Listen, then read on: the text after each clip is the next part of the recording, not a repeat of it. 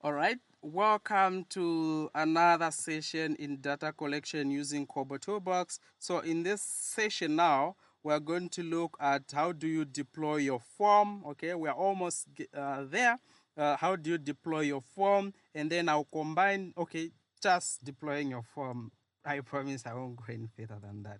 So I don't want to confuse you. Okay, so now that we have created these questions and we have saved them, okay, you just click on save, and the moment it tells you successfully updated, you just click on this X here. Once you click on that X, and then this window will open up, okay, which will give you the option to actually deploy your form.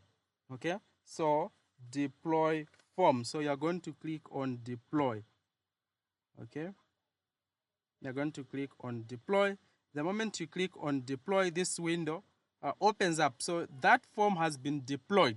That form has been deployed. How do you now? What do you do next? So here there are options for deploying the form. So there's online, offline collection. So if you click there, you see this window opens up. There's online, offline, and multiple submissions. So your data is going to be collected online and both offline. Remember what I had told you earlier on at the beginning of the session, that KoboToolbox allows you to collect data offline.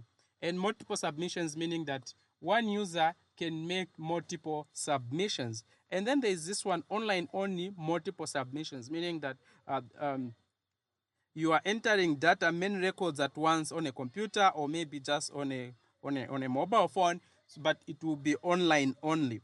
And then there's this one, online only single submission. So this one will allow you to enter data online, but only single submission. Okay, so like it says here, this allows a single submission and can be paired with the return URL parameter and redirect the user to a URL of your choice after the form has been submitted. So this is best, maybe you are conducting, maybe one user has to give you, maybe you are collecting demographic information from your class, I don't know. Yeah, or maybe it's you want to get some opinions from people, but you don't want one person to submit multiple forms. And then there's this one, online only, once per respondent. So this one takes into consideration a device and a browser as well, meaning that a single device or a single browser can only submit once. So this is good for votes, okay, if you don't want people to vote twice, okay.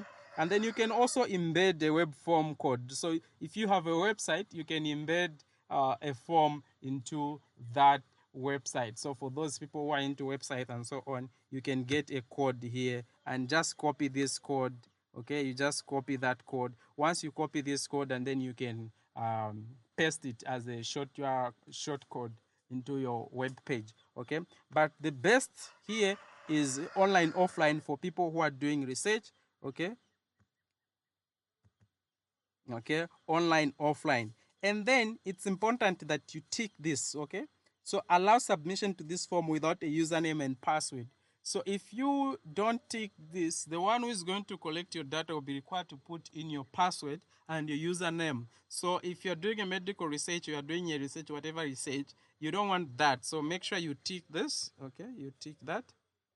Okay, and then you copy. So you copy, you can copy. So once you copy, it means the link to this data collection form has been copied. So you can paste and you can share this link with the people that are actually entering data for you. And when they open that link, they are going to be led to a page that looks like this. So you can see as the same way we have made it that side. Okay, so it's into groups. The questions are into groups, and they will be able to enter their data and submit. So here one can enter data multiple times. Okay, the moment, so maybe I can put 20, and maybe female, maybe height I can put 24, and do you have children? Maybe I can just put no, and then just click submit.